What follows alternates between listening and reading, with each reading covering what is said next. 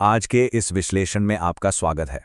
Middle east में इस वक्त जो एक बेहद उलझा हुआ और तनावपूर्ण जियोपॉलिटिकल स्टैंड ऑफ चल रहा है, आज हम उसे पूरी तरह से डिकोड करने वाले हैं। हम समझेंगे कि कैसे एक क्षेत्रीय कूटनीतिक गतिरोध अब एक बहुत बड़े अंतर्राष्ट्रीय सैन्य टकराव में बदलता नजर आ रहा है। चीजों को बिल्कुल साफ और स्पष्ट रखने के लिए हम इस पूरी सिचुएशन को 4 मेन पॉइंट्स में कवर करेंगे। ईरान का शांति प्रस्ताव, अमेरिका और इजरायल का जवाब, हुर्मुज़ स्ट्रेट की रणनीतिक अहमियत और आखिर में ये बढ़ता हुआ अंतर्राष्ट्रीय सैन्य तनाव। तो चलिए सीधे मुद्दे पर आते हैं। इस ताज़ा कूटनीतिक टकराव की शुरुआत होती है अमेरिका के पूर्व राष्ट्रपति डोनाल्ड ट्रंप की एक बेहद तीखी प्रतिक्रिया से। उन्होंने ट्रूथ सोशल पर ईरान के ताज़ा प्रस्ताव को सीधे सीधे खारिज कर दिया। उनका कहना था कि ईरानी प्रतिनिधियों का भेजा ये प्रपोजल उन्होंने अभी अभी पढ़ा है और ये, उनके शब्दों में, पूरी तरह अस्वीकार्य है, मतलब नो डील। अब सोचने वाली बात यह है कि पाकिस्तान के जरिए अमेरिका तक पहुंचे इस प्रस्ताव में आखिर ऐसा क्या था जिसने इतनी कड़ी प्रतिक्रिया को जन्म दिया। देखिए, ईरानी न्यूज़ एजेंसी तस्नीम के मुताबिक ईरान की मांगें बिल्कुल स्ट्रेट फॉरवर्ड हैं। वो चाहते हैं कि जंग तुरंत खत्म हो, उनके बंदरगाहों से अमेरिकी नौसैनिक नाकेबंदी हटाई जाए, भविष्य में उन पर कोई हमला ना हो, युद्ध में हुए नुकसान का तगड़ा मुआवजा मिले और सबसे बड़ी बात, हॉर्मुज़ स्ट्रेट पर पूरी तरह से उनकी संप्रभुता यानी कंट्रोल हो। ईरान के राष्ट्रपति मसूद पेज़ेश्कियान ने तो यहाँ तक कह दिया है कि दुश्मन के सामने झुकने का कोई सवाल ही नहीं उठता। उनके लिए बातचीत की मेज पर आने का मतलब हार मानना बिल्कुल नहीं है। अब एक तरफ तो ईरान की ये मजबूत शर्तें हैं।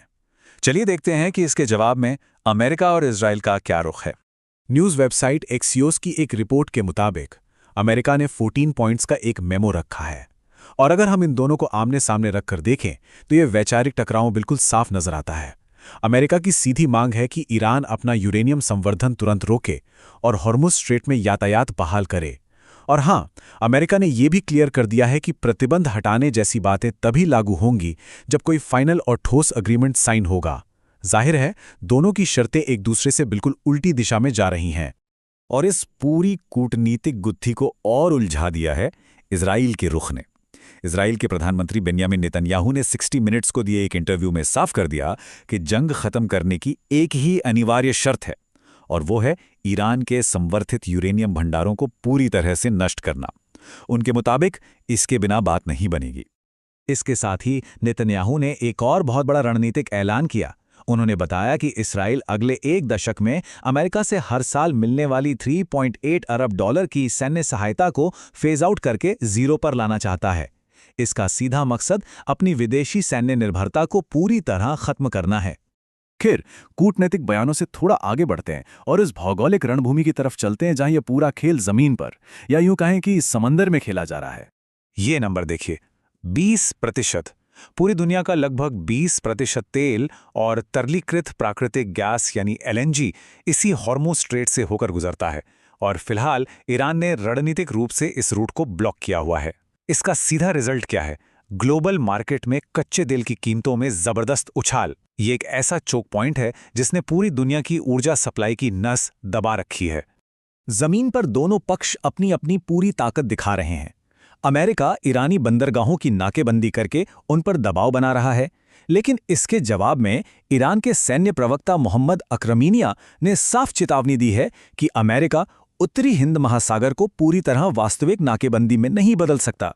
उन्होंने ये भी कह दिया है कि जो भी जहाज या पड़ोसी देश ईरान के साथ सहयोग नहीं करेंगे, उन्हें बहुत गंभीर परिणाम भुगतने होंगे। और यही बढ़ता हुआ तनाव हमें इस पूरी स्थिति के सबसे चिंताजनक हिस्से तक ले जाता है। जब कूटनीति काम नहीं करती तो बड़े पैमाने पर अंतर्राष्ट्रीय सैन्य तैनाती शुरू हो जाती है। खाड़ी क्षेत्र में अमेरिका की मौजूदगी तो पहले से ही बहुत विशाल है। Qatar, Bahrain, Kuwait, UAE, Saudi Arab और ओमान में उनके सैन्य ठिकाने हैं। लेकिन अब यूरोपीय देश भी इसमें कूद पड़े हैं। ब्रिटेन के प्रधानमंत्री कियर स्टारमर और फ्रांस के राष्ट्रपति इमैनुअल मैक्रों एक इंटरनेशनल मिशन लीड कर रहे हैं। हालांकि जब ईरान ने निर्णायक कार्रवाई की धमकी दी तो मैक्रों ने तुरंत सफाई दी कि फ्रांस की भागीदारी ईरान के साथ तालमेल में होगी। फिर भी ब्रिटेन अपना रॉयल नेवी युद्धपोत इस क्षेत्र की सुरक्षा के लिए तैनात कर रहा है। अगर हम पिछले कुछ महीनों की टाइमलाइन को देखें तो स्थिति और साफ हो जाती है। 28 फरवरी के हवाई हमलों के बाद अप्रैल में एक छोटा सा कमजोर युद्ध विराम हुआ था, लेकिन हाल ही में दोहा के पास एक मालवाहक जहाज पर एक अज्ञात प्रोजेक्टाइल से हमला हुआ। ईरान की न्यूज़ एजेंसी फार्स का दावा है कि यह जहाज अमेरिकी था। इसके अलावा कुवैत और यूएई ने अपने एयर स्पेस में कई ड्रोन भी मार गिराए हैं। मतलब चिंगारी लगातार सुलग रही है। और इसी बढ़ती आग और अस्थिरता को देखते हुए अब 40 से ज्यादा देश एक साथ आ रहे हैं। ब्रिटेन के रक्षा मंत्री जॉन हीली और फ्रांस की कैथरीन वोटरन की अगुवाई में होने वाली इस अहम मीटिंग का मकसद ये तय करना है कि जब ये टकराव रुकेगा तो इस अहम समुद्री रास्ते की निगरानी किस फ्रेमवर्क के तहत की जाएगी। लेकिन क्या ये सब कूटनीति से रुकेगा? डोनाल्ड ट्रंप की 6 मई की वो चेतावनी याद कीजिए।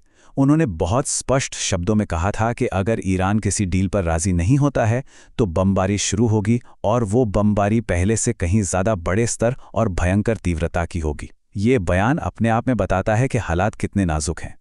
तो आखिर में ये पूरा विश्लेषण हमें एक बहुत ही गंभीर और भारी सवाल के साथ छोड़ जाता है।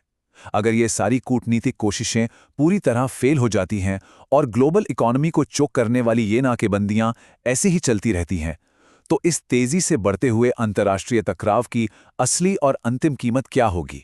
और क्या दुनिया उस कीमत को चुकाने के लिए तैयार है?